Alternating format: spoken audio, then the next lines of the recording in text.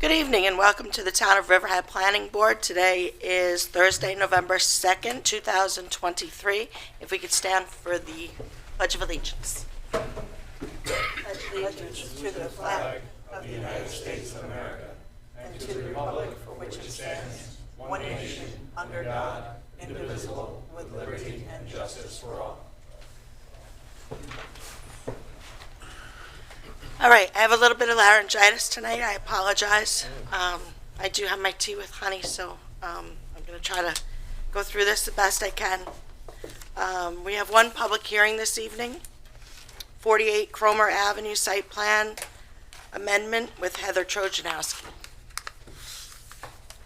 Good evening, everyone. Larry, do we have audio on the mic? Testing. Let's turn it on. No, you have audio. Oh, okay. I'll just try to project. Good evening, everyone. For the record, Heather Trojanowski, planner for the town of Riverhead. And tonight we're here for a public hearing for an amended site plan application of 48 Cromer LLC, seeking approval to add two 30,000-gallon LP tanks, culminating in 8 total tanks, to a proposed propane distribution facility. That's also going to be improved with a 38,472 square foot industrial building located on a 4.045 acre site in the Industrial A zoning use district, more particularly identified as Suffolk County Tax Map number 600-119-1-32.1. And before I pass it off to the representatives for the application, I did want to just make a note that we received the affidavit of posting and mailing today. And the project has received the following approvals.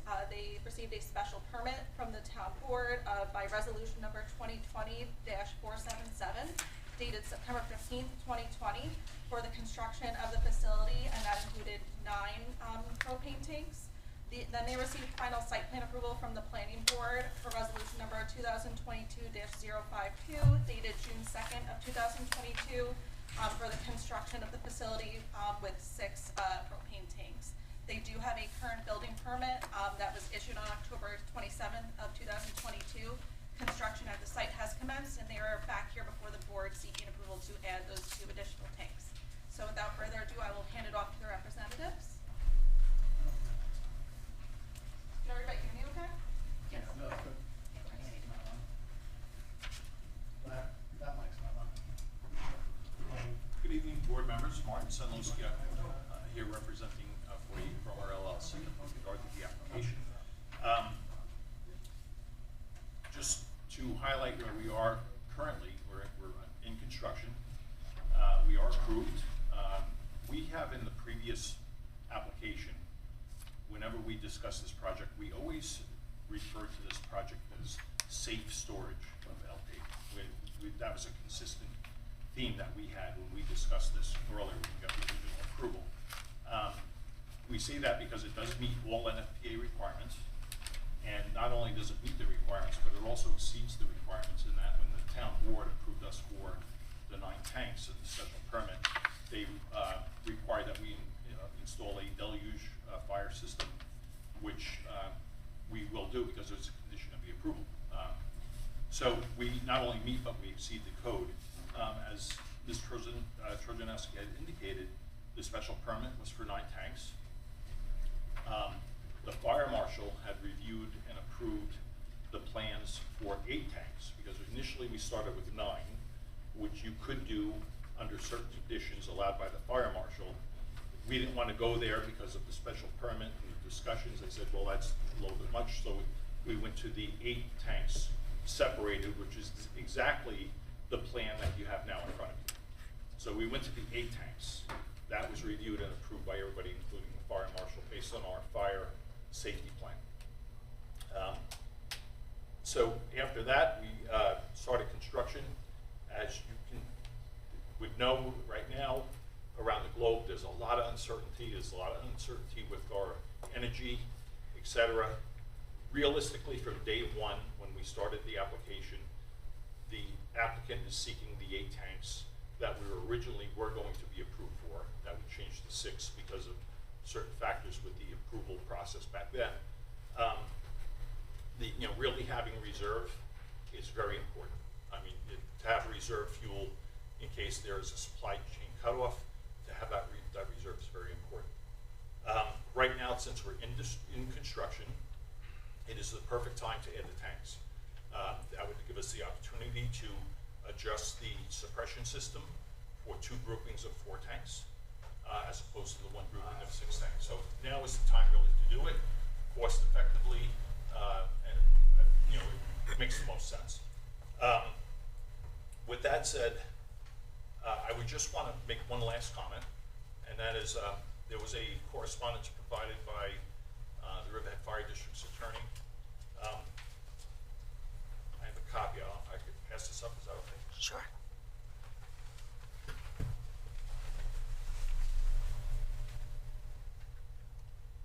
There's extra copies in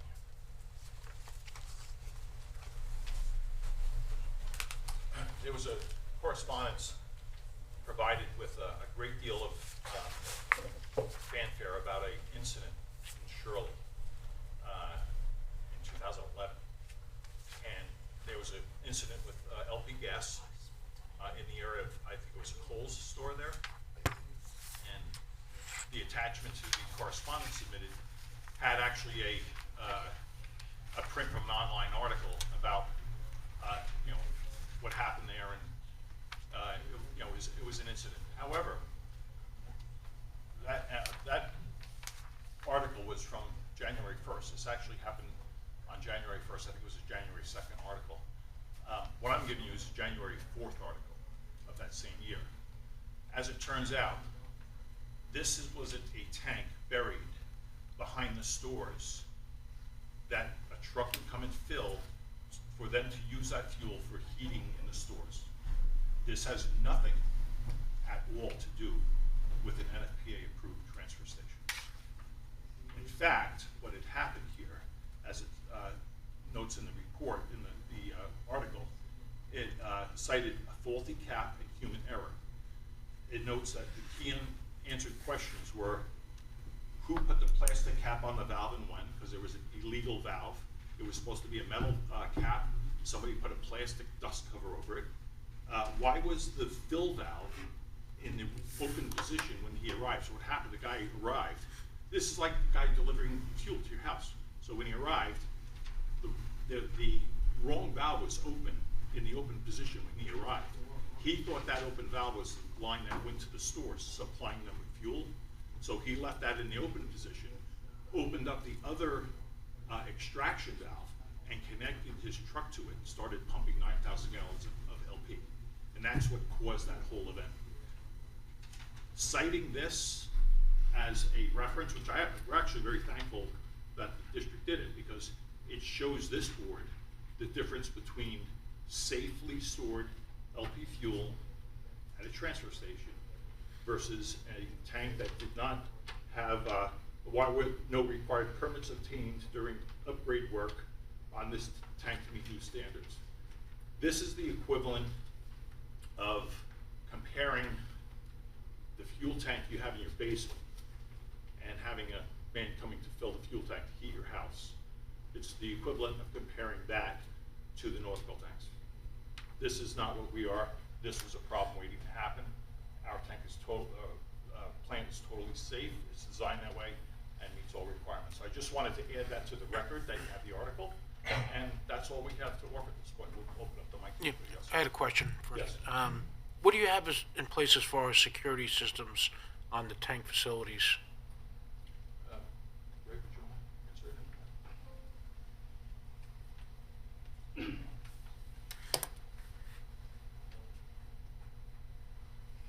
Good evening, Ray Dirkhoff, I'm the builder from Aquabar, builder for the applicant. Okay. Ray Dirkhoff, Aquabar, I'm the builder for the applicant. Ed, excuse me, board, in answer to your question, we have security cameras, and it is a 24-hour project, so there will be manpower on the project 24 hours a day. Okay, thank you. May I ask just one more question while you're there? Yes, Because I sir. think last time you were here, we touched on the deluge system a little bit. And I was just, after the fact, I thought, have you checked with the water department to see if the water main that's outside is large enough to supply your deluge system? Yes, we did. We had a flow test done. It passed with an extreme amount of water. Flow test only lasts 1 year, so we will be doing another one before we do the install. But to get our fire marshal permit, we did do a flow test, and it was sufficient. Thank you. Heather, Yeah. at the last meeting, you read into the file a message from the fire marshal. Yes. One second. Is that in the file now? Yes, so the fire marshal's memo is in the file, and I had forwarded all of you both that and the fire district's correspondence. As I had stated at the last meeting, I can certainly provide hard copies of as well. But yes, one of the items on the fire marshal's review letter was that they'll need an updated flow test, and that's what they just spoke about. Was that the only other negative comment? I remember reading it, but I don't have it in front of me anymore. So item number 2 on the fire marshal's memo was that the application stated rail spur access was a phase of development, and as part of the covenants and restrictions that were filed with the initial approval for the special permit, any rail spur access will require a new special permit. I believe that that was probably just a scrivener's error, and I did request an updated application and also an updated EAF just to reflect everything and make sure that the record is correct. But I don't know if Marty wants to verify that.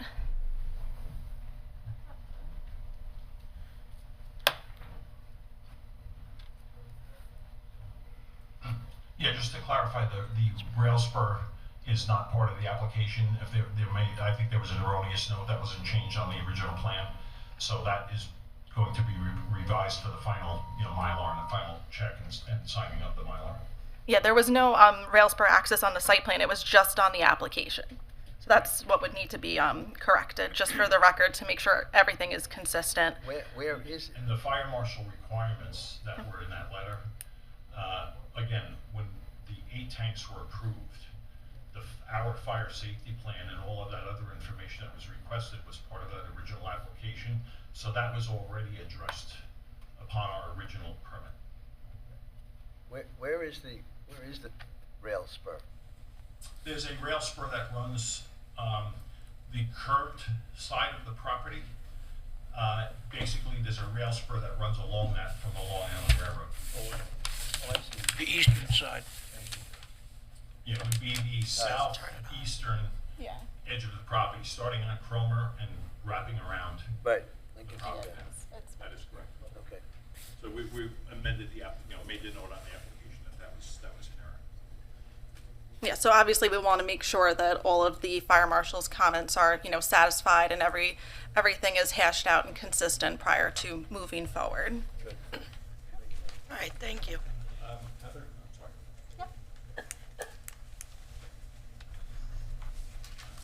I just want to make sure that, because I'm of the understanding that all those items are satisfied. Yes, and I know we spoke about that at the discussion. I just, I know that you said you were going to follow up with the fire marshal's office because it was a different fire marshal who did the review this time than who did the initial review. Yeah, I mean, all of those things, as far as we're concerned, have all been adequately addressed. Okay, so I'll do the following up then. That's fine. All right, thank you. Do we have anybody from the public that would like to come up and speak?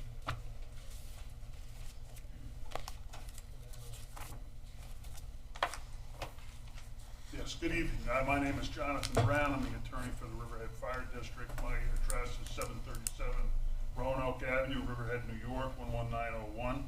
I submitted a letter dated October 9th in opposition to the application. In further opposition, as originally expressed at the initial application on May 6, 2021. The short form environmental assessment form that we received and reviewed has no description of the proposed action that the applicant wishes to take and should be rejected as being incomplete. The difficulty is when you read that part of the application. Okay. So when you read their cover letter or their submission, it discusses rail spur access. I understand that's off the table, but there's nothing in this application that we reviewed that seems to indicate anything other than that. But I'll take it at face value that they've withdrawn that part of their application. The short form environmental assessment form is deficient in a number of regards, in that the New York State DECAF mapper shows incorrect responses both in paragraph 7, 12B, and 15. These are not small items. They're items that are incorrect. If you go on the EAF mapper program, the correct responses are in the NISDEC form. So we have a question here of segmented review, where we have first 9, then 6, now 8 30,000 gallon propane tanks that are there, along with possible rail spur access. And as a matter of law, segmented review is disfavored. And here we should have the entirety of their application before the board, so that we're not doing this thing piecemeal. Again, to underline the letter that I submitted with my letter of October 9th, the purpose of the article that was submitted regarding the Shirley incident wasn't how it happened. It's the 1 mile radius evacuation zone that occurs after an event happens. So here you'll see with this application, in the event of an incident at this location, there are 305 properties contained within that 1 mile radius that will have to be evacuated. And the Riverhead Fire Department does not have the resources to conduct such an evacuation. Any expansion of the propane storage use on the site is not in the public interest, and it's probably irresponsible. So unlike the last time we appeared, and we would have appeared but for the COVID pandemic with regard to the special permit application, I understand that the scope of this review is somewhat limited, but for the reasons that are stated, I think that the application is not properly before this board. Thank you. Thank you.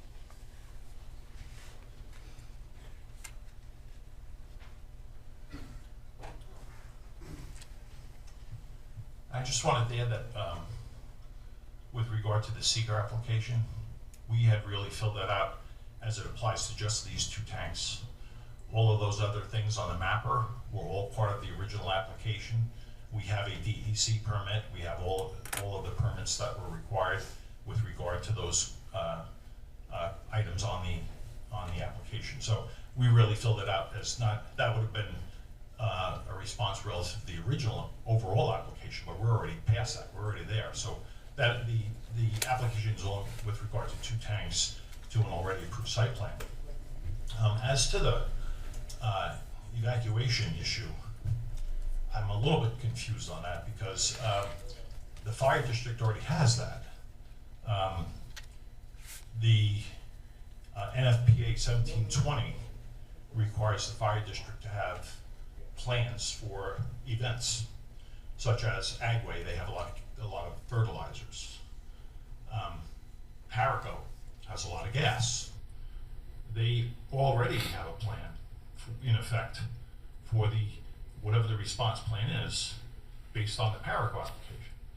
So that already exists. Matter of fact, it should be very current, because it would have been reviewed, I think, probably within the last year, because Paraco just added 2 tanks there.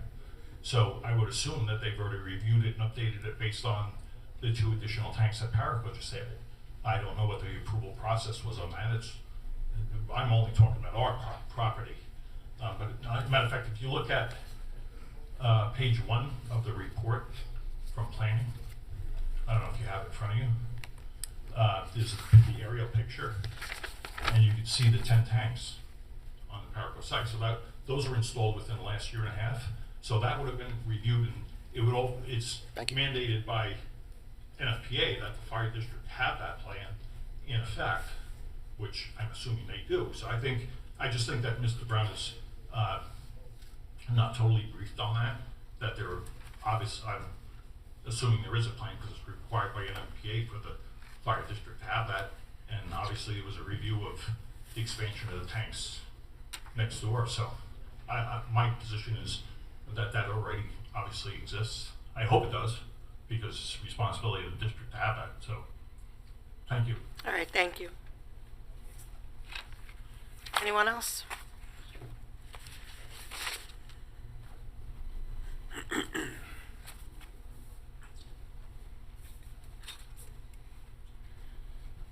Good evening, David Latterell, Director of Safety for Parago Gas, 44 Cromer Avenue. Attending here tonight just for informational purposes. However, I need to draw attention that what was just represented is incorrect. Parago did not install any additional storage tanks at our property. We are storing 2 empty containers on site. They're not connected. It's with the official approval of the Fire Marshal's office. What was just shared was not accurate. I just thought it was important for this board to hear that. Thank you. Thank you.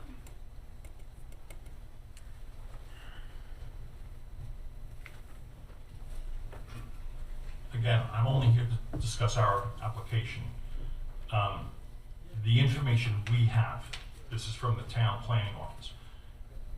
We don't know that. I'm not saying that they do have 2 hooked up tanks. I'm just saying, I'm just looking at the picture that was provided to us by the town in our report. It shows tanks there. If they're not connected, fine. If they're approved by the fire marshal.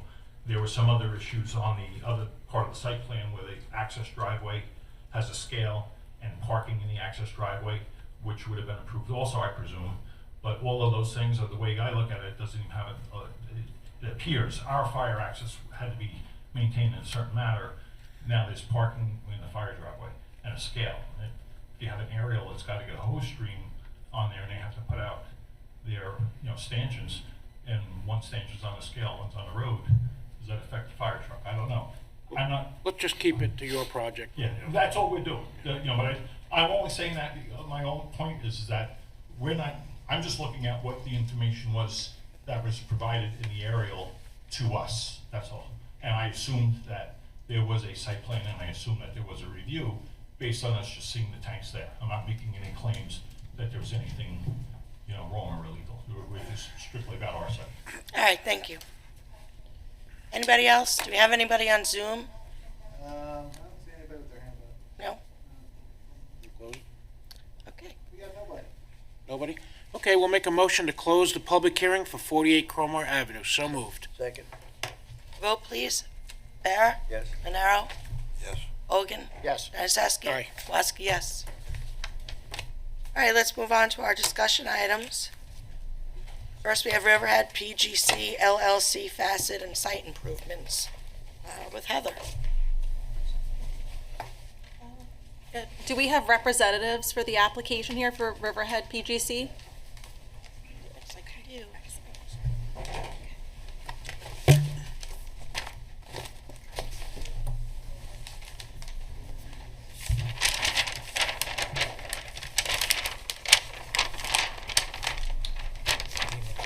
Hi, Mr. Cuddy, how are you?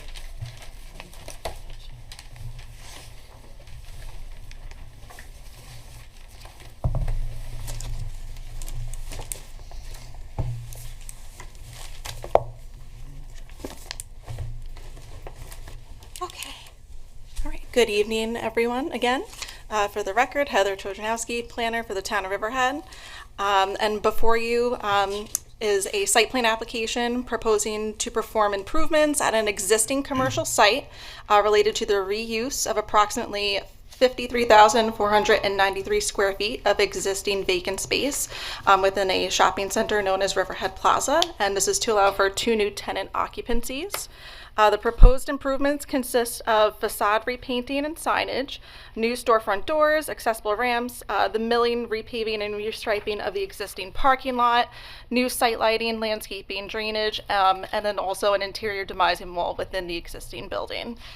So I don't know if you're familiar, Greg worked on the Restaurant Depot site plan, so the 2 new tenants are going to be taking over the rest of the vacant space in the former Walmart building. The project site is located at 765 Old Country Road in Riverhead, again in a commercial shopping center within the shopping center zoning use district. And the entire site is comprised of 7 parcels, but the proposed improvements are limited to Suffolk County Tax Map number 600-104-2-16, which is the westerly portion of the property. And as far as SECRA is concerned, the proposed action is a Type 2 action pursuant to SECRA, as the project proposes the reuse of existing vacant commercial space, and the site improvements are limited to the existing parking lot, so no further environmental review is required. Just to touch base on the submitted site plan, the exterior lighting, during the site visit, I did note that there were several non-compliant fixtures within the parking lot. This site plan is going to be replacing those with dark sky compliant fixtures. So the pole mounted fixtures, as shown on page C 4.01 of the submitted site plan, will have a mounting height of 16 feet. And the color temperatures are dark sky compliant. I will note that the luminaire schedule does list 7 pole mounted fixtures, but there are 8 on the site plan, so that's just something that will need to be corrected. And then the canopy lighting, which is label B on the lighting schedule, has a color temperature of 4,000 Kelvin. That needs to be corrected to reflect 3,000 Kelvin. Other than that, the lighting is good for the site. As far as parking is concerned, all of the uses on the site require 887 parking stalls, and the site plan currently proposes a total of 922, so they are definitely in excess of the required parking. And all of the stalls, as far as size is concerned, comply with Town Code Chapter 301-231. The number of accessible stalls meets code. I will note that for the entire site, if you look at the parking across the whole shopping center, Town Code requires accessible stalls to be 2% of the required parking, and as a whole, the site provides an extreme excess of accessible stalls. There are loading docks that exist to the rear of the building. No changes are proposed there.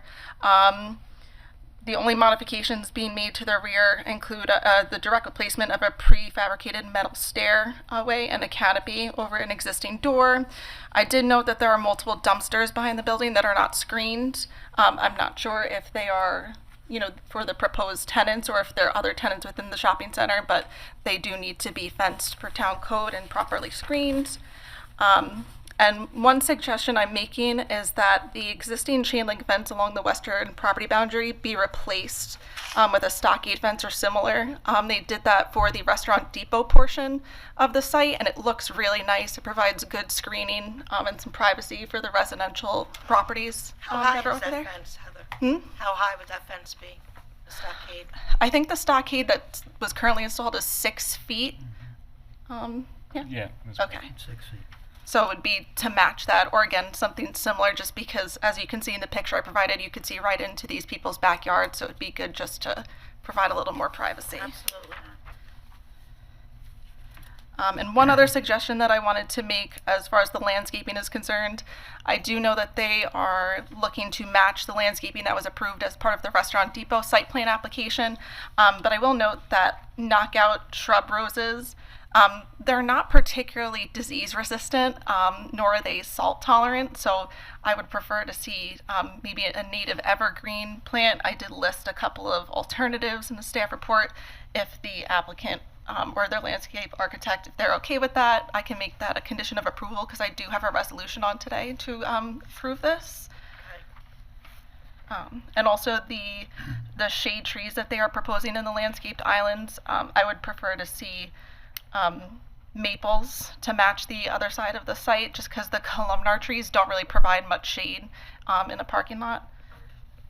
Let's see. So I did refer this to the Architectural Review Board at their meeting on October 25th, 2023. They gave preliminary approval of the proposed design.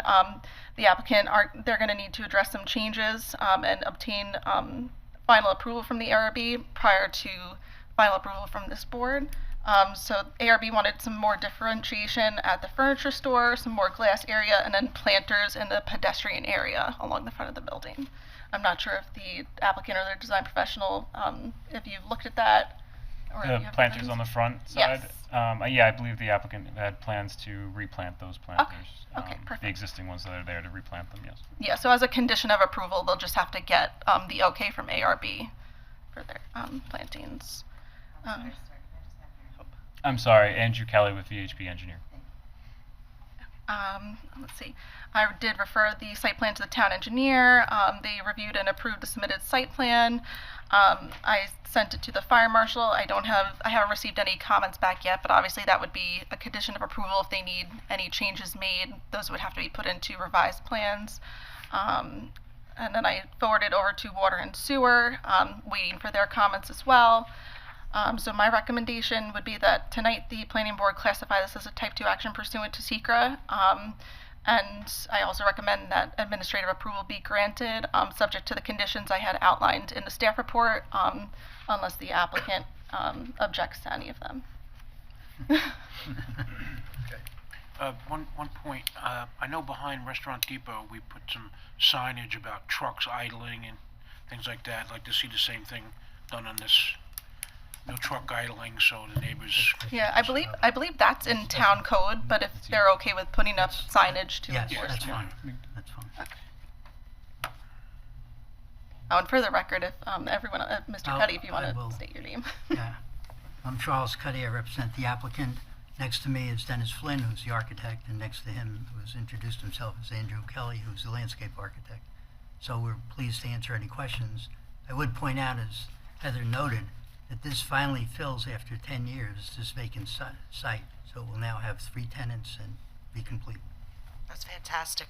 It looks a lot nicer there. I It mean, really does. Yeah, I don't know if any of you have been to where Restaurant Depot is, but it's all, they restriped the parking lot. The plantings do look good. It Yeah. does, so I understand why they want to match everything. there's no problem with the Mrs. Strojanowski's suggestions with the plantings and the fence? No, I don't see any issues with that. no. Okay. On page, page 5, under screening, you were making a suggestion in the last paragraph there, in the last sentence, About the dumpsters. no, about the applicant shall maximize the area. with Oh, additional and at the landscape. top of the page, screening and buffer regulations. Yeah, so since, and I didn't bring this up, so we'll circle back to it. Since the site is in excess of the required parking, I was going to suggest that maybe additional landscape islands be added as well. So we'd have to, I think, talk to our applicant about that and see if they'd be willing to add additional islands. I know we are increasing landscape coverage from the existing Yeah, condition. I should also Again, note that- we did increase it underneath the Restaurant Depot application, and we're increasing it again underneath this application as well. I should also know that there are pre-existing non-conforming conditions on the site, and they are actually decreasing the percentages of those with this site plan application, and also with the Restaurant Depot site plan application. So the minimum landscaped areas, they're increasing from 6.7 to 7.03%. So it is becoming less non-conforming. I was just recommending that they try to fit as much landscaping in as they can, since they're in excess of parking.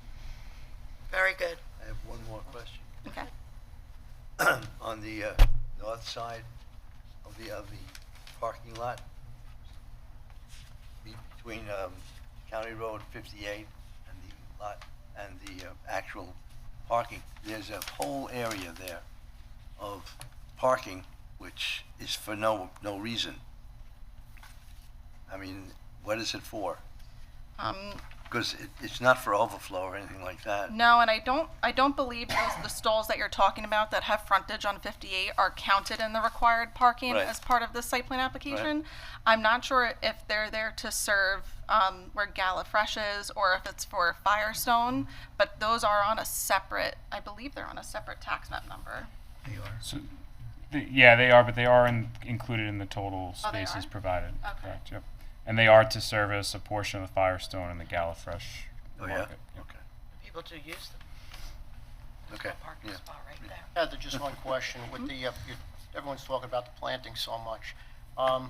plantings that are going in there, they don't grow so high where there'll be obstructions to people driving, like in small cars? No, You no. see over the tops of them if they, when they grow out? No, and I mean, as far as like, even if they wanted to keep the rose bushes, that's fine. It's just they tend to get a little leggy if they're not well kept. So as long as they're maintaining all of their landscape islands as required by town code, you know, and keeping everything out of the right of way in the parking lot, it shouldn't be an issue. But there's no like creeping phlox or anything that's going to grow into the parking lot. Well, I'm just talking about height, people driving small cars, not being able to see over the tops of them or Yeah. something, and No, the possibly way- causing an accident. The way that they have it planted out, a lot of the shrubs, I don't know if you've been over to the Restaurant Depot site, they're low-lying shrubs. Some of them are flowering, but they don't get excessively high. Yeah, we always try to keep our planting designs below, 3 to 4 feet, and especially in the parking lot islands to keep Okay. your visual barrier. Yeah, the open. only things that would be tall are the shade trees that they're going to be Right. providing. Great. Everybody good? No, good, good. Okay, thank you for coming Good luck. this Thank you. evening. Thank you. You have to amend the resolution. To add the signs that Ed requested.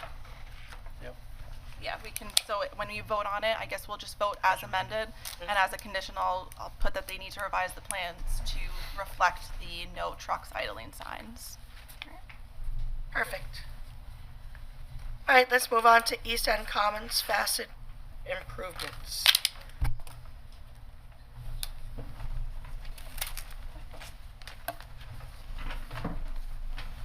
If you could just state, that's fine. If you could just state your names for the record. Dennis Flynn, Rosenbaum Design Group, architect.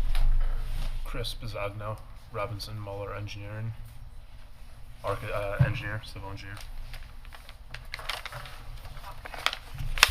All right, and once again, Heather Trojanowski, planner. So the planning department has received and reviewed a site plan application seeking approval to perform exterior modifications, which include facade improvements to an existing building. Many people know it as the former Kmart. They're adding roof drains and a new sewer connection. The existing curbing and walkway in the front of the building will be replaced in kind. The trees and planters that are currently there are proposed to be removed. And just to note, the interior of the existing building will be subdivided into 7 separate tenancies, uses of which include medical offices, restaurant, retail, and an indoor pickleball facility. So the proposed action is a type 2 action pursuant to SECRA. The project proposes the reuse of an existing vacant commercial building and facade improvements, so no further environmental review is required. And just a quick rundown of the site location. The parcel is identified as Suffolk County Tax Map Number 600-109-1-19.6. It's a 31.64 acre parcel located at 565-605 Old Country Road, and it's presently improved with an 81,334 square foot retail building, that's the current BJ's, and also a 108,865 square foot building formerly known as Kmart, and related site improvements. The subject property is located within the shopping center zoning use district, and as you all remember, the planning board by resolution number 2022-051 dated June 16th of 2022. That's an error in my staff report, so I just want to change that. Should say 2022, not 2023. Approved a new entry vestibule and facade improvements to the southwestern portion of the building. 38,555 square feet of the existing building was renovated into offices for Suffolk County Social Services, and the entire site received lighting upgrades on both buildings and throughout the entire parking lot, so the entire site is dark sky compliant at this time. The proposed improvements under this application are limited to the facade improvements and then the modifications being made to the existing concrete walks and curbing on the north and west sides of the existing building. All of the walks, curbing, and ramps will be ADA compliant, and the facade improvements include new exterior doors and windows, 7 new storefronts, signage frames for each new tenant, and also the roof drainage and the sewer connection. And just a note, all of the proposed uses are permitted within the shopping center zoning use district. The parking lot currently contains 948 parking stalls, and the culmination of all the uses, the parking calculations, parking required would be 885 stalls, so they are in excess of their required parking, so they can handle all of the uses that would eventually be going into the building. Again, my note will be on landscaping, and the ARB has had the same comment. The existing planters and trees that line the front of the building entrance are proposed to be removed. I'm assuming it's to facilitate the facade improvements in the new storefronts. So the ARB and then also myself, we would like to see them replaced either in kind or with similar species. I did list a couple of suggestions, smaller trees, just because the trees that currently exist there seem like they're a little too big for the location. So that will have to be shown on a revised site plan. I did refer the plans to the Riverhead Sewer District since they all are installing a new sewer line. I haven't received comments back yet, but I will follow up with them. I forwarded them over to the town's engineer, and they had no comments on the proposed improvements. I forwarded them to the Water District and the Fire Marshal, and comments have not been yet received, but I will follow up with them as well. So I do have this on for administrative approval tonight, unless the board, has any questions or recommendations. I have requirements. The submitted plans do need to be revised for the landscaping suggestions from myself and the ARB. And then also just minor housekeeping. The planning board certification box needs to be updated just to show that it's the planning board, not the town board. And other than that, the conditions for approval would be the revisions, approval from the Riverhead Sewer District, Water District, and also the Fire Marshal. Yeah. Where is the sewer connection? It's on, oh, sorry, I'll let you guys know. There's going to be we're proposing a secondary sewer connection on the north side of the former Kmart building. Is that near Northfield Turnpike? No, it's the south building on the site. The BJ's is closer to. They're on the north The side. BJ's is closer is on to the- Old Country Road. Yes, the former Kmart is closer to Northville. Well, I like the idea of the reuse of the building, which I've said before. I think it's great. I have one other question. The area that's Suffolk County has on the corner, Yep. it looks like it curves back so that there's more office space. How are you going to separate that portion of the building? The building itself, the Suffolk County part is along North Wales Right. Turnpike. There's a demising wall currently inside the building, Okay. separating that. Okay. Because I'm thinking of the pickleball on the other side. Pickleball will On be the other side. Yes, it'll be on the other Yeah, side. so that there's privacy. Yeah, it's a 3-hour fire rated wall, so even sound is pickleball sound won't travel through that. All right, thank you. There are some very excited people about more pickleball locations. It's amazing how that sport just picked up out of nowhere. Came out of nowhere. Yep. It's fantastic. That's great. All right.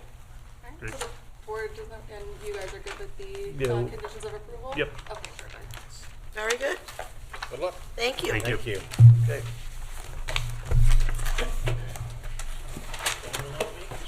That's right. Yeah, That's a wonderful thing. Okay, we have Delalio Sod Farm LLC minor subdivision. We have Matt Charters now. Thank you, Heather.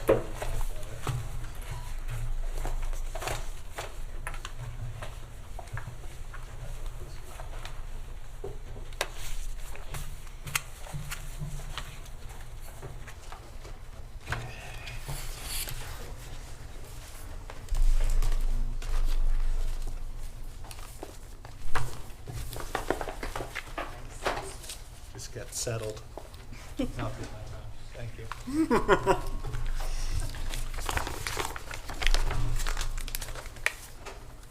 Allison, if you could just introduce yourself. Oh, certainly. Allison LaPointe from the firm Sir Tillman Ballin Adler Hyman LLP. Here on behalf of Riverhead Solar 2, which is also an AES subsidiary for the two-lot subdivision. Okay, so this is the Delalio Sod Farm that is on Edwards Avenue, 422 Edwards. So we have a minor subdivision application, in this case for 2 lots.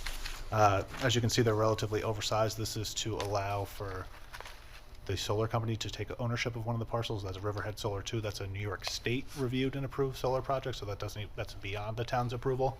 And then the current owners who are Delalios, they will be retaining Lot 1 and all the improvements that are on there. So they have like a lot of farm buildings, a couple of non-conforming houses. So we'll take you through the report. Lot 1 is proposed at 16.22 acres, as I said, and Lot 2, that'll contain the Delalio improvements, and Lot 2 is 35.79 acres. It just should be noted, this application's been around for a little while. It originally came in as a 3-lot. The ownership and things changed in terms of what the solar company and Delalio want to do, so now it's been reduced to 2 lots.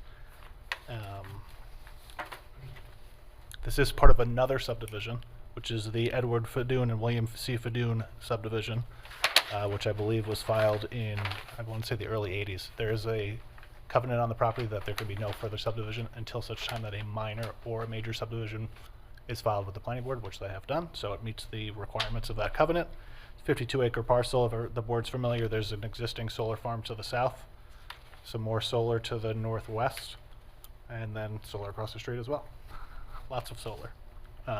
And it's south of the 25 and Edwards Avenue intersection, north of the railroad tracks.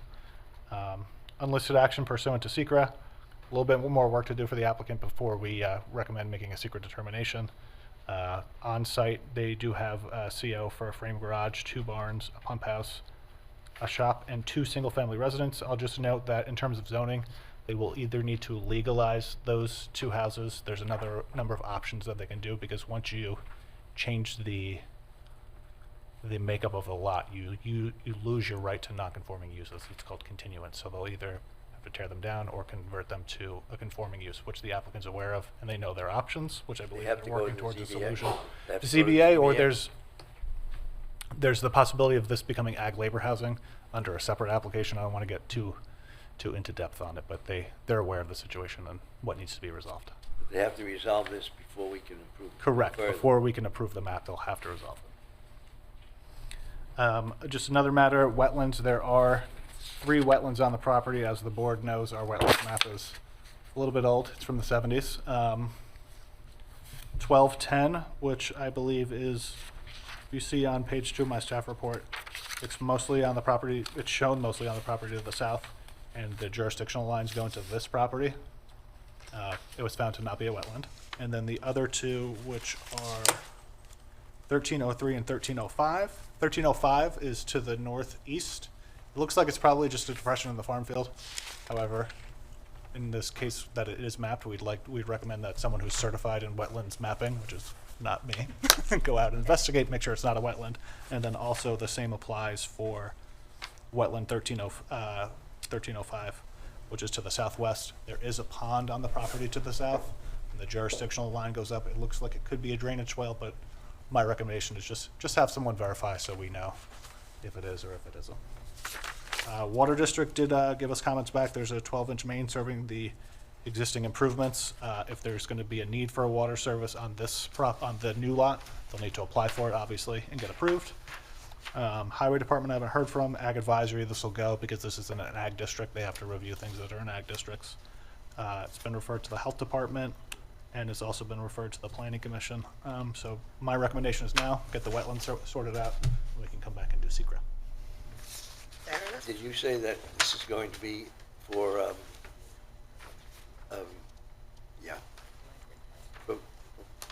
no, lot 2. Lot 2 is going to be for what? Solar. Solar? Yep. And there's a 55-foot right-of-way. Yes, sorry, that's first. There's a cell tower that's on site that exists. That's what the right-of-way is. If you the access easement, is that what you're referring to, John? Yeah, right at the north end. 55-foot. Or up here? Yeah.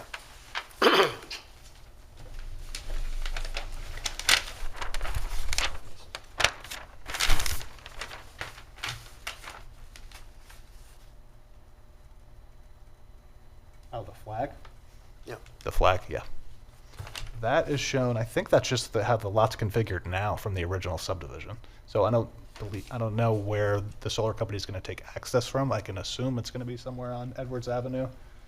I'll have to go back and look. To service the lot. I mean, they'll need a road opening permit from highway once that time comes, but we're a little bit away from that. Okay, I just thought possibly there was another extension that could hook up In terms of somewhere along the line. like a roadway or to other solar? It might have been right. Because this is all to the north. I don't know if Larry can do the top camera. There is in the ceiling. But it's solar to the north and across the street. So I know there's an easement that goes across Edwards Avenue that's going to connect and get this all linked up together. Okay. It's just that it's 55 feet. It is access to some way if you wanted to use it. Yeah, I think to connect to maybe so they could access the rest of the solar farm to the north, I think that would be fine, but I don't think there's any improvements really proposed at this time at all. Yep, there we go. Oh, upside down. So it's there. That's what Joe's talking about. Getting a little glare. Yeah. Okay, So no action tonight, but we know our next steps. very good. Okay, All right, thank you. appreciate it. Next up, we have River Point Apartments, again with Matt.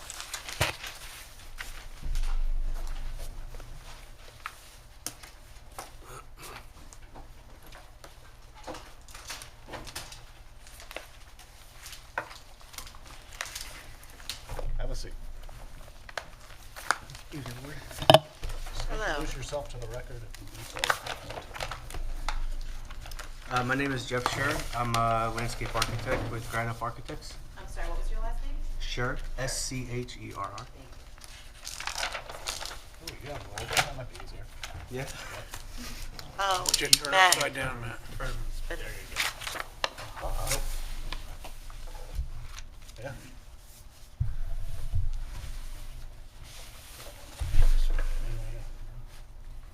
That way? I think you had it right there. Yeah, the other way. Thanks, Brad. It's backwards. It's like in a mirror. Just want to get to the elevation page. Shows everything.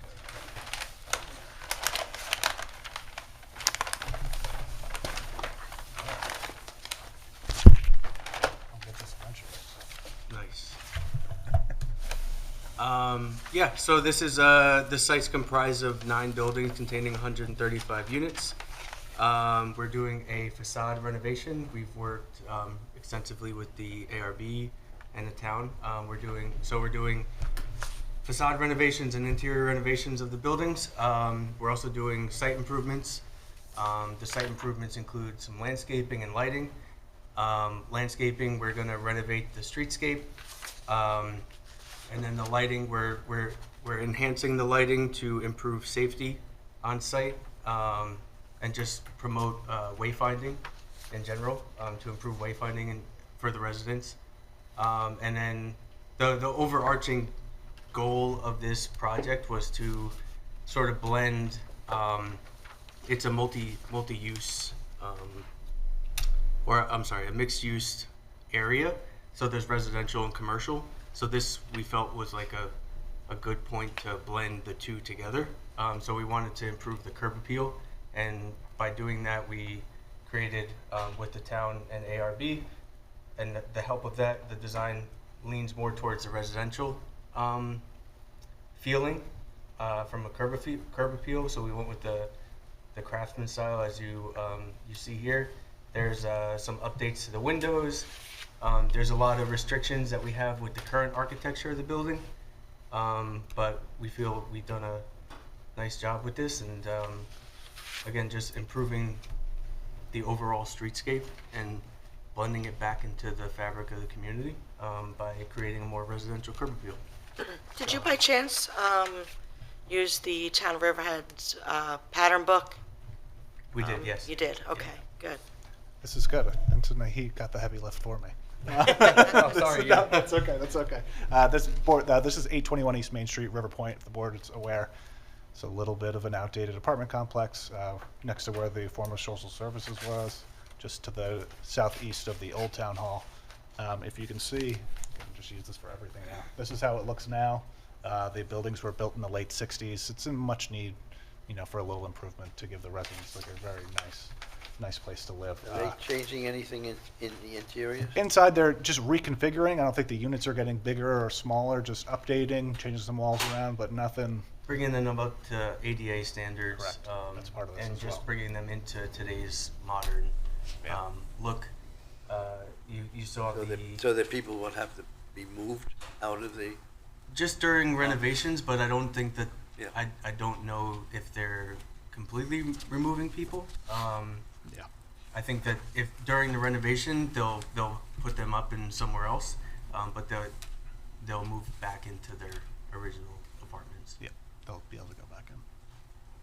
Everything mostly looks good. It was a lot of hard work by Dawn and the rest of the staff and myself to get in terms of a design that we felt was appropriate for the area.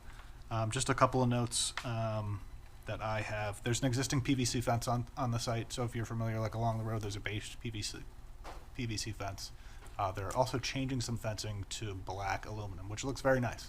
I do have a condition that all the fencing on the site should match. I think it'll just look better, be like a more cohesive plan. There are some good. There may actually be a page of that we're actually gonna go to match existing. Okay, match existing is fine. I can. Be okay. Oh, so this is an older one. Yep. There's the black aluminum, but we went actually. Can I replace that with the? Sure.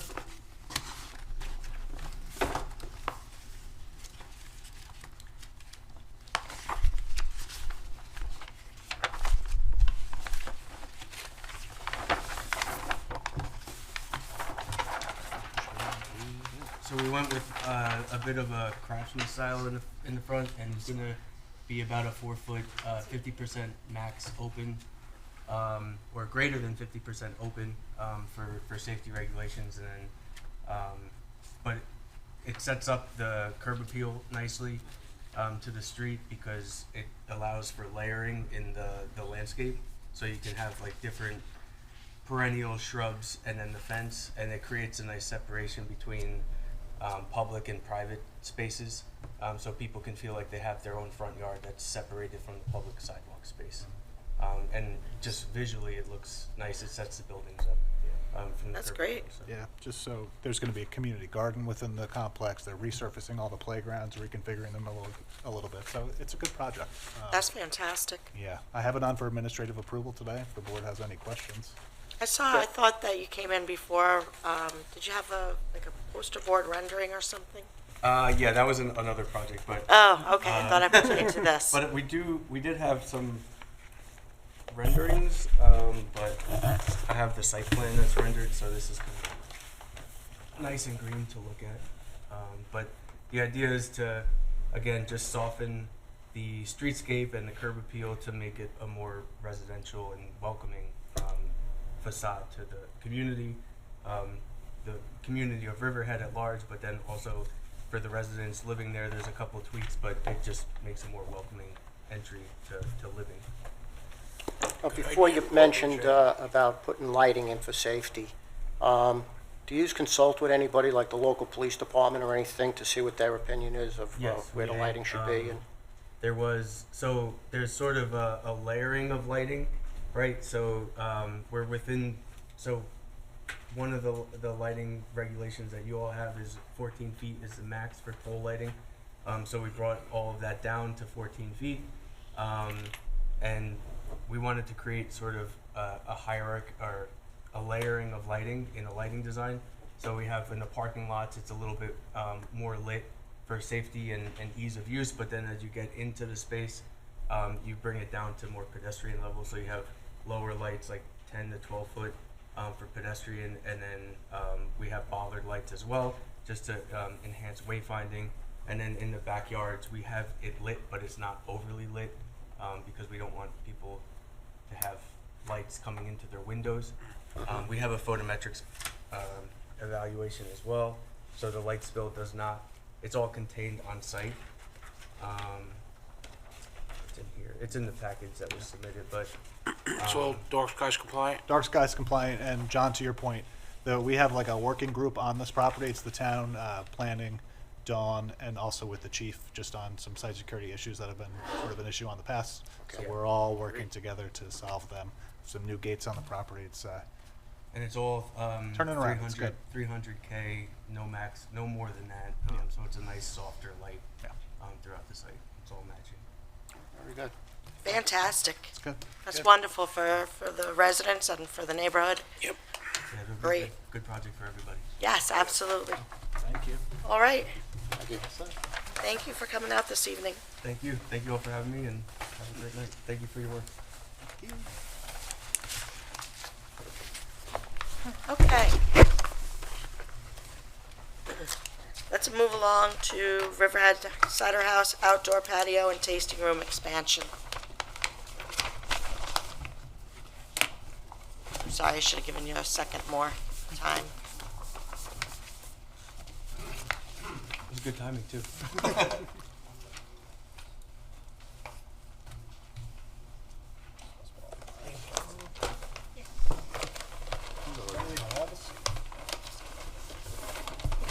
Yeah, that's absolutely.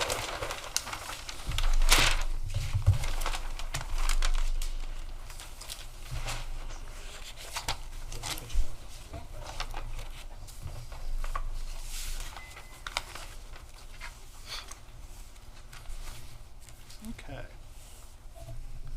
Take it away, Matt. All right, just to update everybody, Riverhead Cider House, which the applicant has submitted to legalize the interior expansion of a tasting room on site and outdoor patio, and they're also going to be doing additional parking to accommodate that additional tasting room space. The board recalls back in June, preliminary approval was granted by this board. They had a little bit of work to do for final approval, some facade work, which involved they're going to have to be closing the barn doors that went onto the patio. The applicant has submitted plans that show that.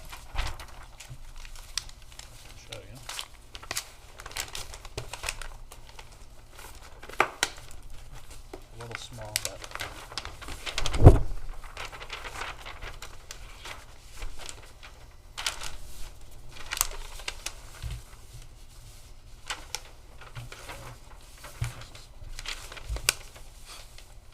Oh, it's the top. Oh, I'm upside down there, aren't I?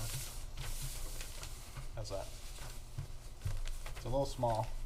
But here, this is where the overhead barn door, the barn door used to be. There's a garage door behind it, so that's going to be replaced by aluminum and glass storefront. So that's what you see on a lot of businesses, glass paneling, and then there's just a double door for egress purposes. It's been to the ARB. They approved of the design to close up that area. Then just in terms of the site,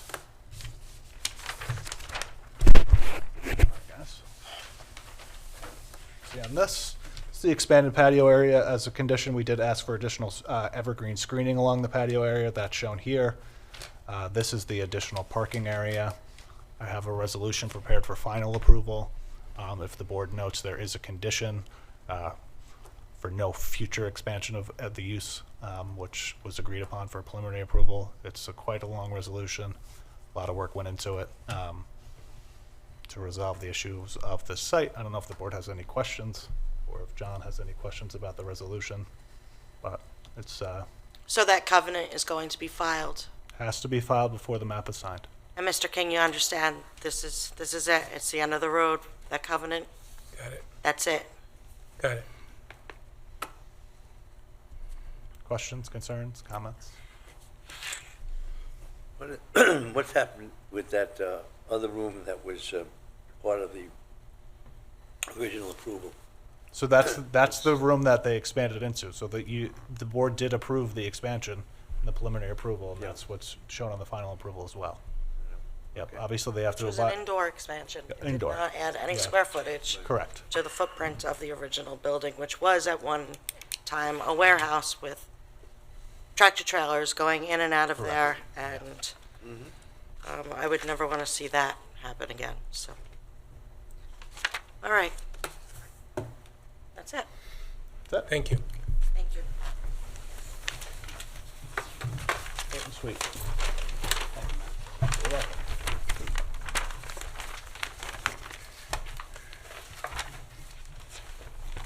Great holidays, everybody. Thanks, John.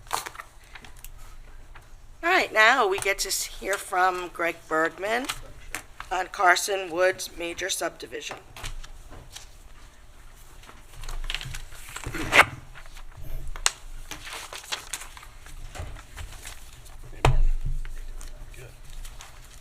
Hi. Good evening, everybody.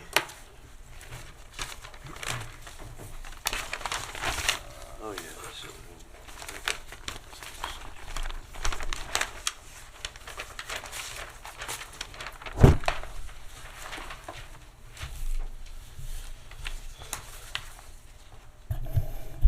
All right, thank you. For the record, Greg Bergman, Senior Planner with the Town of Riverhead, and we have Martin Finnegan here, the attorney for the applicant. As the board will recall, this is a follow-up discussion for a major subdivision application that we spoke about at the last board meeting. This is an application seeking to subdivide an existing vacant 20-acre wooded parcel, which is located at the terminus of Zamaki Lane and Fox Lane in Jamesport. It's located within the APZ zoning district. When we touched on this application last week, I had gone over the initial as-of-right yield map, and the applicant did submit alternative sketches. One of the comments and the recommendations from the board was to add a existing non-disturbance buffer, the existing vegetation. The applicant, Larry, if we can go to the eye in the sky camera.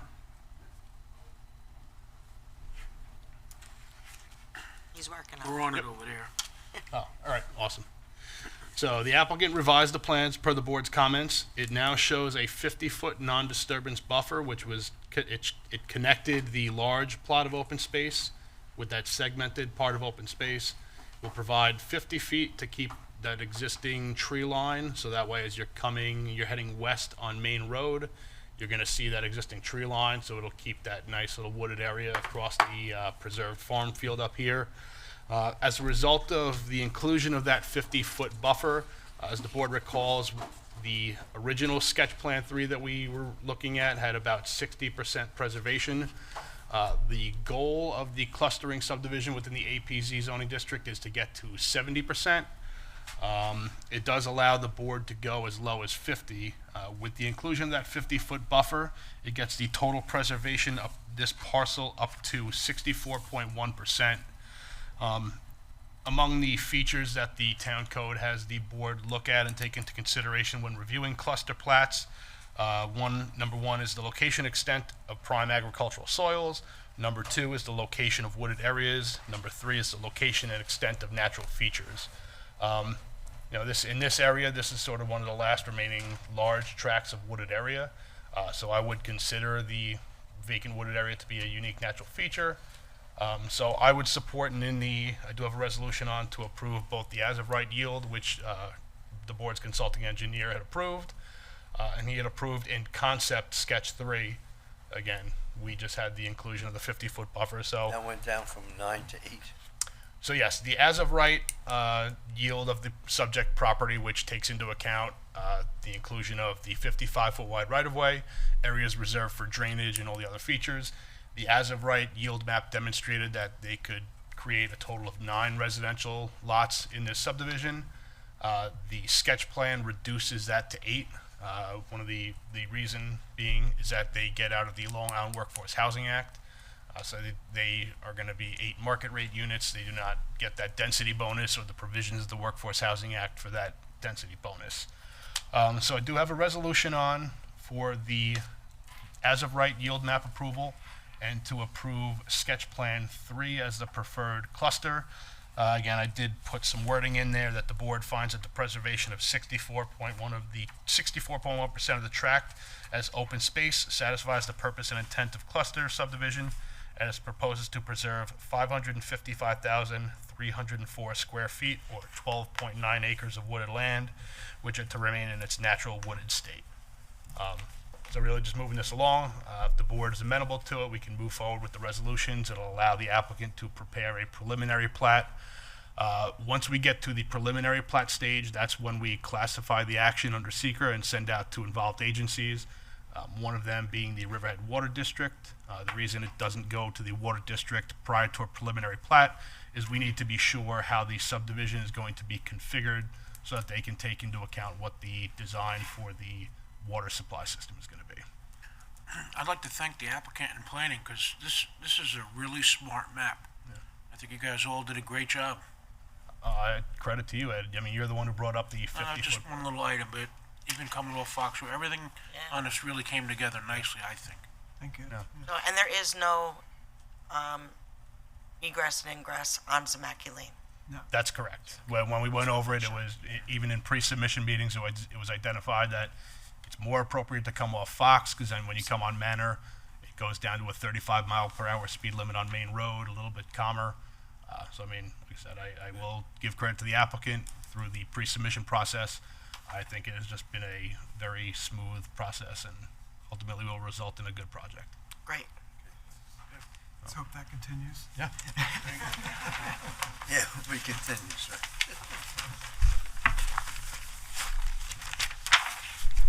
Okay. Let's move on to Peconic Farms, major subdivision. You're on that too, right? Yes. I've been for a long time.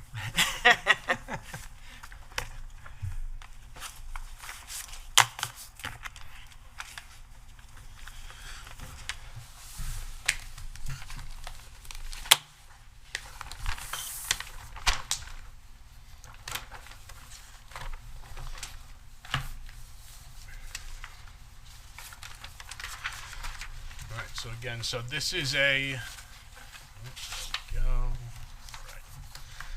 All right, thank you. So this is a continued discussion of a major subdivision application known as Peconic Farms LLC. This is a 6-lot major subdivision located on the south side of Peconic Bay Boulevard. The board, we did hold a public hearing on this application. I believe it was back in, just double check, it was in August.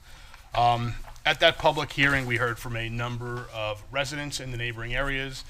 There were concerns about drainage, potential flooding on the property. So what we did is, myself, the planning board's consulting engineer, Vinny Gaudiello, we met with the applicant's engineer. Some of those comments, there were comments about potentially creating a berm along the western portion of the property. The thought was that that would help protect those properties on Doug's Lane from flooding events and rain events. That was something that we did carefully consider. We wanted to make sure we got this right. So I will just read some of the excerpts from Vinny Gaudiello. He prepared a memo which was distributed to the board. The memo dated October 26th, 2023. Vinny noted the following comments.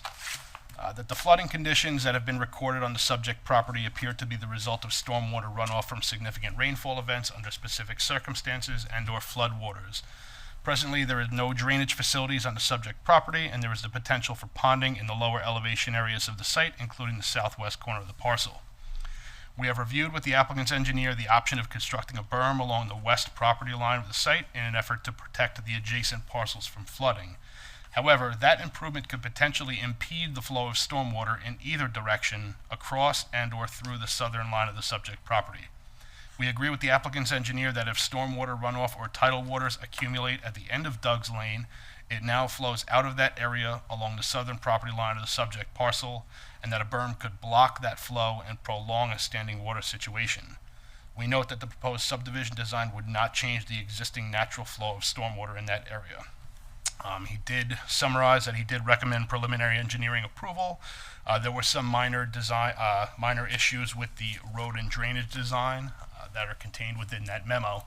But essentially, we really did take a hard look and were sensitive to the comments that we received from the public at that public hearing. And again, you had 2 professional engineers who looked at the general tributary area. They did site visits after. We had a couple of weekends where we had pretty significant rainfall events, so they did do site visits out there to inspect the stormwater conditions, and both the consulting engineer and the applicant's engineer agreed that the proposed development would not impede or create a worsening situation on Doug's Lane.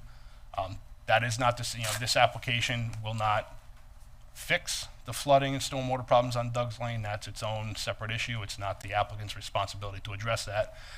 But what we wanted to make certain of was that this would not exacerbate that situation. So I do have a resolution on for the preliminary plat. There are a number of conditions. I did provide a copy of the resolution prior to the meeting to Mr. Finnegan. He reviewed it and had no objections. So the next step for the applicant, they do have some just engineering things to button up.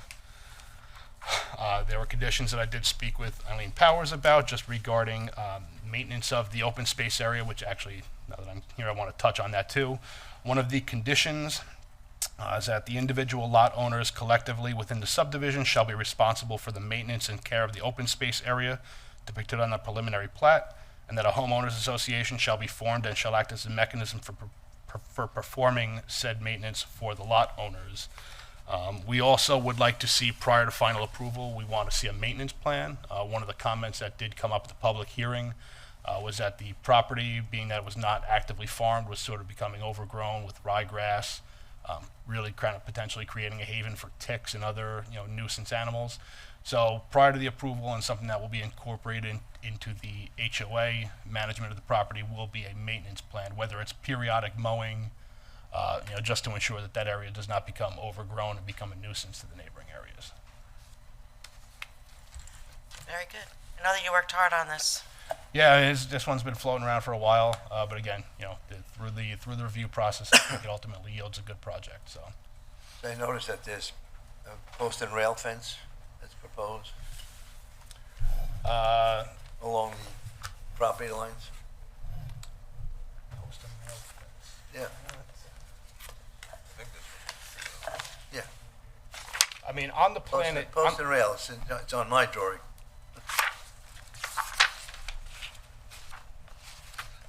And let me just see. I want to see your. That was put in when that property was originally sold. That has nothing to do with what's going on since then. Because I live on Dover Lane, and it's behind my house. Yes. So there is a.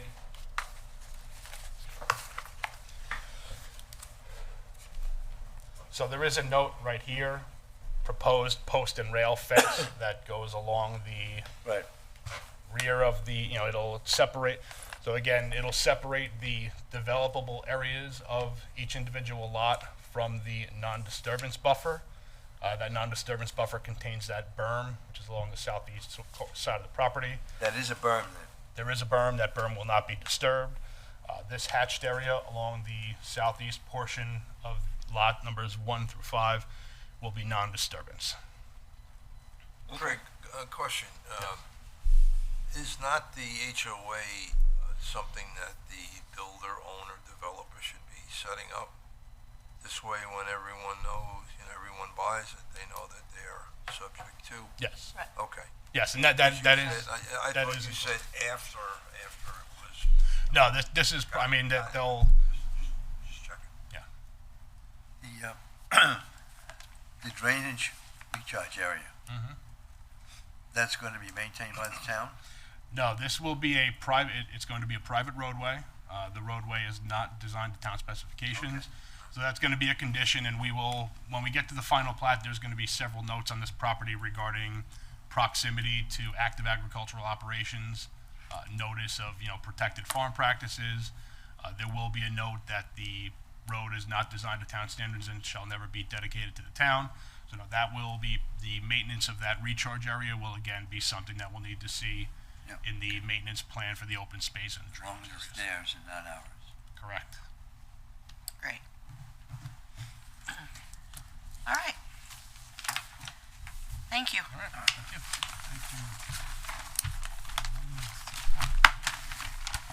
Two for two tonight, huh?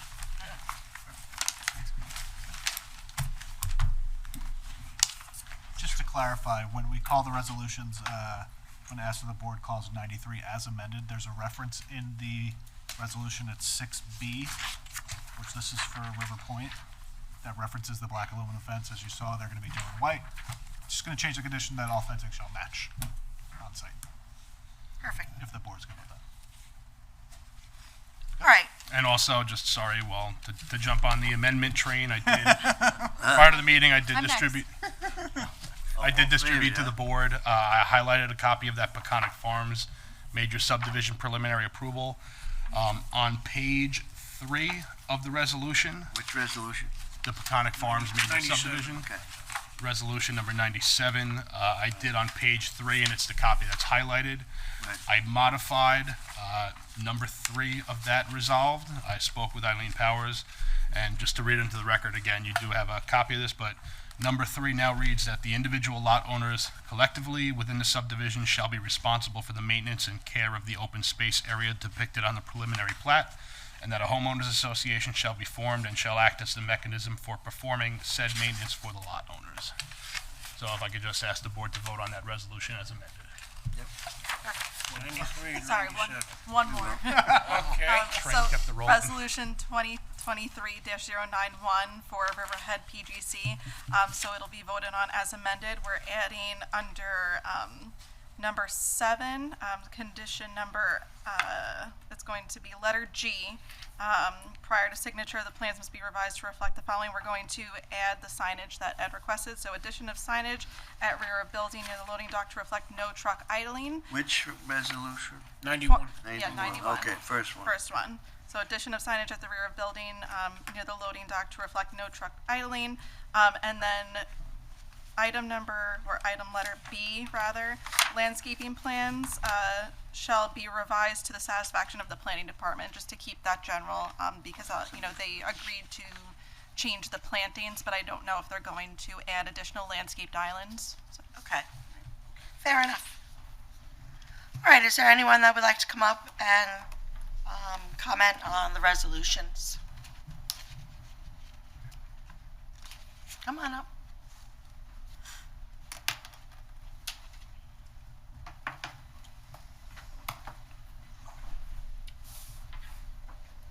Good evening. My name is Pat Newman. I live at 24 Doug's Lane. So I am going to be directly behind the south part. Can you pull down your microphone? Oh, sorry.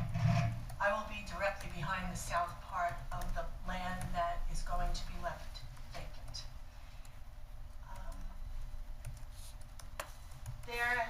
There has over the years, I've been living there 23 years, over the years, there have been significant flooding. That just like, it's like a little river in that property, the 9 acres or whatever, whatever acres. We have had to have a heating system put in our house 3 times in 23 years because the water is so high that the basement in our house is very damp, and we have also had to have a lot of fill put in our backyard to make sure that the level of the backyard is high enough that the water doesn't encroach. The people to the right of us have 2 sump pumps that run constantly. One rather runs constantly. Okay, so I understand that the homeowners are going to be responsible for the property behind us, but I don't understand how that's going to work. I mean, they're going to be way up in the front by Peconic Bay Avenue and Boulevard, and we are going to be way down at the back. It's not even going to affect them, quite honestly. I believe, though, that Mr. Bergman pointed out that the engineers that looked into your water situation, that this development is not going to have any bearing on fixing that problem or making it worse. Is that correct? Well, how is that possible? I mean, that's, the nature of, some of the lots along Doug's Lane are at approximately elevation 4 or 5 feet above sea level. So, I mean, when you have a property that's at an elevation of 5 feet above sea level where water is probably 2 feet below grade, that's where some of those, issues happen. Again, the area that's going to be developed will be up at a higher elevation along the property along Peconic Bay Boulevard. They have a road and drainage plan which will need to be designed, and again, they will need a stormwater pollution prevention plan. So it will demonstrate, it will look at existing conditions and post-construction conditions. They will need to satisfy the DEC requirements for the SWIP, that it will not contribute to off-site runoff. I mean, again, the development of this lot is not going to fix a problem on Doug's Lane where you have really low, shallow depth of groundwater.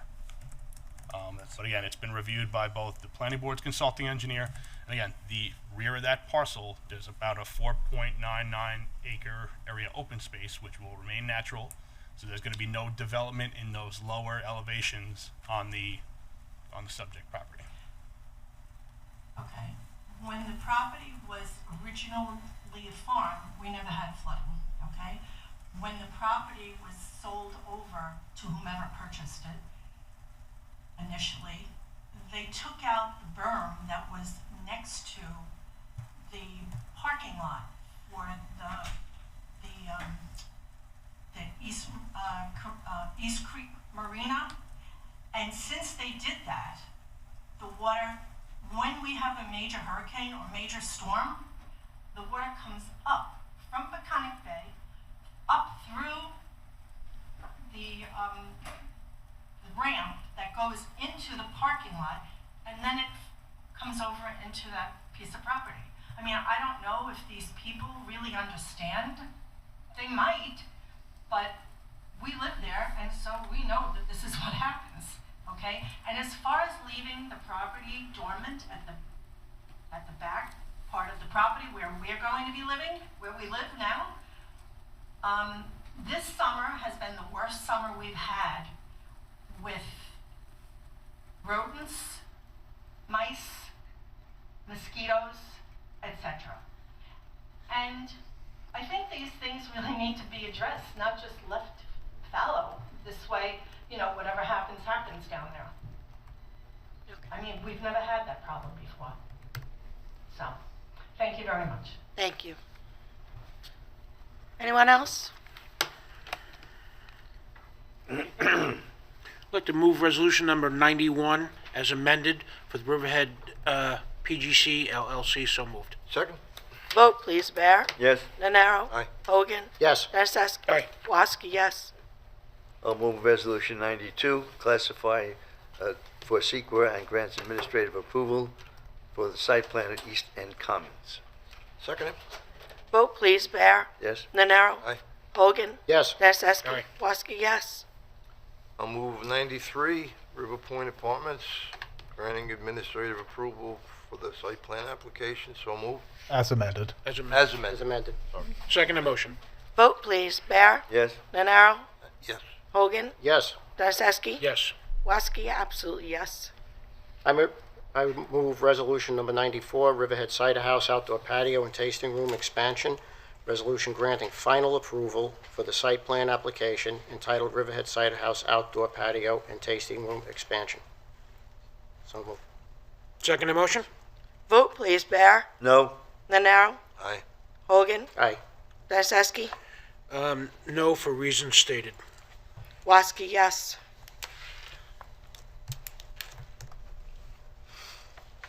I'll move resolution 95, Carson Woods Major Expansion Subdivision Yield Map. Second motion. Vote, please. Bear? Yes. Nenaro? Aye. Hogan? Yes. Nacesky? Yes. Woski, yes. I'll move resolution 96, approves 8-lot Long Island Workforce Housing compliance as sketch plan of Carson Woods Major. Second? Vote, please. Bear? Yes. Nenaro? Aye. Hogan? Yes. Nacesky? Aye. Woski, yes. I'll move resolution number 97 as amended for Peconic Farms major subdivision preliminary plat. So moved. Second? Vote, please. Bear? Yes. Nenaro? Aye. Hogan? Aye. Nacesky? Aye. Woski, yes. I move resolution number 98, Pella Window Endorsed Showroom. Resolution granting administrative approval to the site plan application seeking the reuse of an existing vacant 6,605 square foot commercial building. So moved. Second. Vote, please. Bear? Nenaro? Aye. Hogan? Yes. Nacesky? Just quick comment. I want to congratulate the town because the town has found a way to fill, I don't know how many, 5 or 6 Yeah. vacant buildings that are now going to have good uses. So with that said, I'm going to vote yes. Woski, yes. Okay, do we have any public comments on all matters? We do not have the minutes from the October 19th meeting completed yet. So other business, correspondences. Our next meeting date is Thursday, November 16th, 2023 at 3 p.m. here in the new town hall. Sorry again about my voice. You did a good job. Thank you. We struggled through it. I You did. made it through. Can I have a motion? Second. I didn't make it. Motion to close. sorry. I was ready. Good, second. Second, yeah. All in favor? Aye. Aye. Aye. Good work, guys. Thank you.